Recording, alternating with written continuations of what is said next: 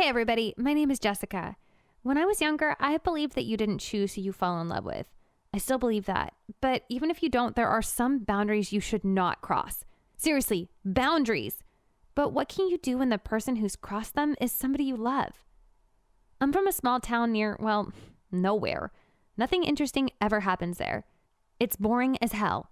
My mom said that I should love where I come from, but I've tried and it's not going to happen.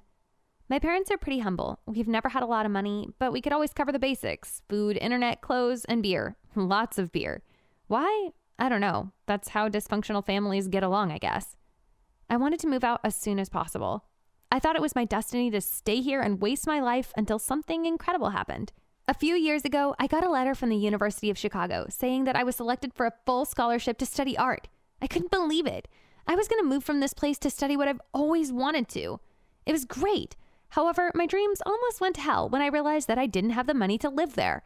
The scholarship just covered the tuition and provided me some money to cover expenses, but it wasn't enough. I needed more money to get to, and my parents didn't have a penny to give me. So I spoke with my grandfather. He's a really nice man who's always looked after me as long as I can remember, and he lives in Chicago. He does not get along with my parents. I guess my mom left when she was young to marry my dad, and my grandpa really never got over it. He wanted her to go to college and make something of herself. She should have listened to him. Grandpa agreed to give me some money while I finished my studies. He's proud of me. He thinks that the only good thing that my mom ever did in her life was make me. Sounds rough, I know. He can be like that sometimes. Of course, my parents were furious with me for leaving them. But what could I do? Stay there and do nothing with my life? No, thank you. My life matters more than your anger. Getting out of the house was cool enough, but college became freaking awesome when I met Sophie, my best friend. We had a lot of classes together, and after a few months, we decided to move in together. She's like the sister I thought I would never have.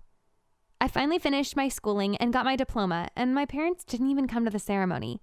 It was clear that they just didn't want me in their lives anymore, and it's fine because I don't need them. I have my grandpa and I have Sophie, and that's all the family I need. Sophie and I found jobs in the city, and we started to look for a new place to live.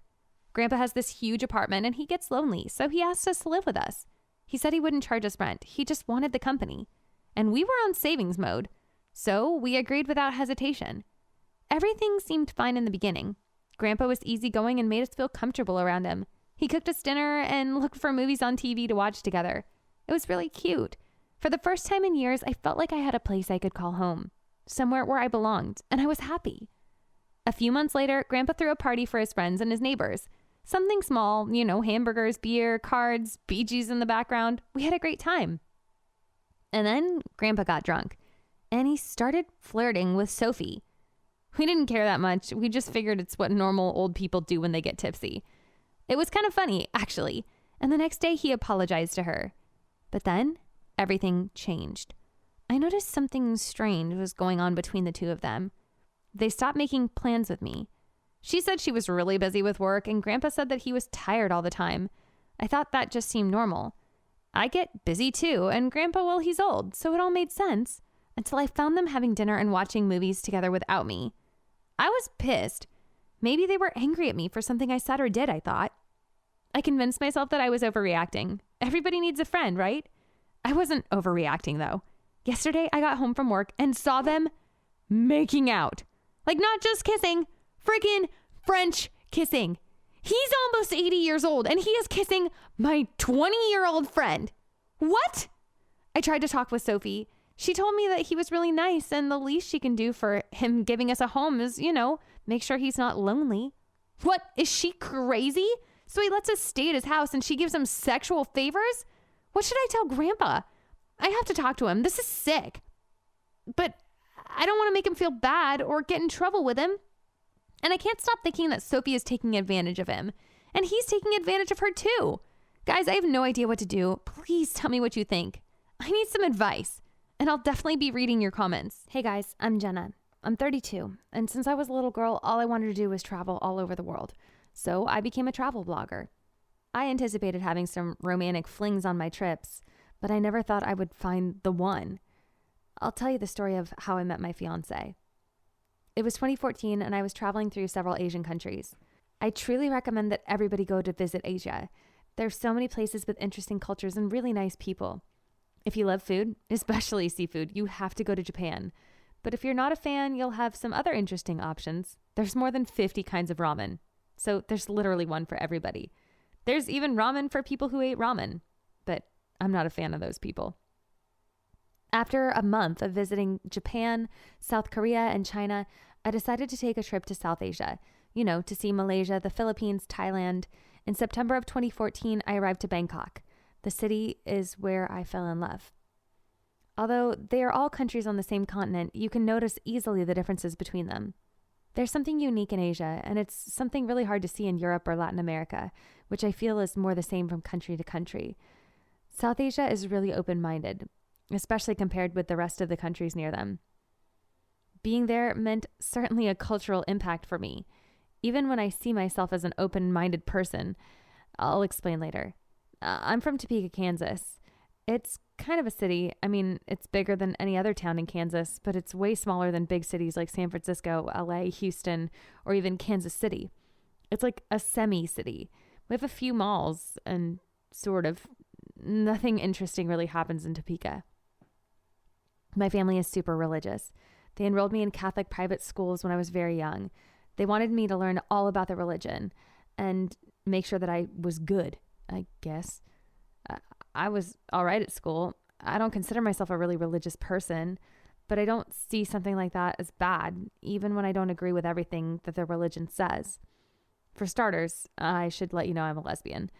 I had a bunch of fights with my family earlier in life, and eventually they ended up just accepting me.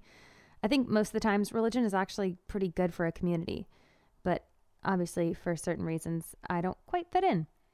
So I was very surprised by things in the Philippines and Thailand. There are people of the LGBT community in those countries, and they live with a lot more freedom than they do in other places. It's something really normal, and you rarely see any sort of sexual discrimination. It does exist, of course, just not as much as in America. What was really impressive is the fact that in the 90s, it was illegal to be gay, like literally illegal. So they've come a long way really fast. Points for Thailand. After a while in Bangkok, I noticed that people there like to party. A lot. Lots of partying. I wanted to be a part of that culture for a bit, and I asked one of the hotel's employees where I could find a nice club, a good place to go party. She told me about a place called the White Tulip. Sounds fancy, right? I got to the club and saw the most beautiful girl on the planet. It was love at first sight. I was a bit afraid to talk to her, but after a couple drinks, I felt confident enough. We started talking, and thank God she knew how to speak English with the hottest accent, and it seemed that she liked me too. That's how we met. Her name is Mary. She has long black hair with a smile that would make anybody fall for her. I stayed in Thailand for more time than I expected, just so I could be around her. Then I asked her to move with me to the States, and she agreed. But after a year together, she confessed to me that she wasn't born as a girl.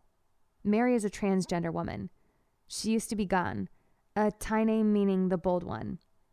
Though I know you're not supposed to do that, she gave me permission to say her past name. It was a bit shocking at first. I thought she was just messing with me, but she was serious. To be honest, I didn't care. We had already been together a year, and that wouldn't change all of the great memories that we made together. I love her. A few months ago, I asked Mary to marry me. She said yes, and we're going to actually do the deed next December in Amsterdam because we love Holland and we don't want any legal trouble. We're really, really, really excited about it. The only thing that concerns me a little is telling my family that she is a transgender woman. They already had a hard time accepting me as a lesbian. They've met my past girlfriends before, yet this time it feels different, and I have no idea how they're going to react. I need to tell them. There's no reason to hide it. It is completely okay to be transgender. Even still, I'm sure that they're going to freak out and maybe even oppose the wedding. But I don't care. Mary and I have plans to move to Argentina. Really far from both of our homes, but we'll have a fresh start. We'll be okay. We just need each other. What do you guys think? Would you not tell them? Thanks for watching. If you've enjoyed this video, be sure to subscribe and comment below. Let me know what you think. Thanks, guys.